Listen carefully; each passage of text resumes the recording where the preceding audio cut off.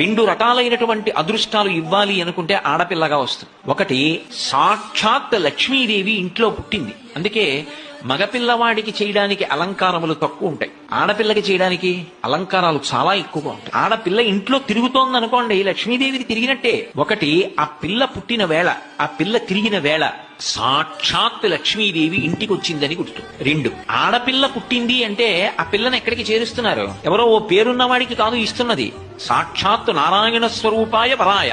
ఆ వరుడు నారాయణ స్వరూపుడు. ఇప్పుడు లక్ష్మిని నారాయణుడి పక్కకి చేర్చారు. ఆ చేర్చిన కారణం చేత ఏమైంది? 10 తరాలు తర్వాత వచ్చేవి, 10 తరాలు నా ముందున్నవి, నేను ఒక తరం, 21 తరాలు ఉద్ధరింపబడ్డారు, ఉన్నత లోకాలకి వెళ్లారు. ఏది మగపిల్లవాడి విషయంలో చూపించండి అలా ప్రమాణం. అలా చేయగలడా?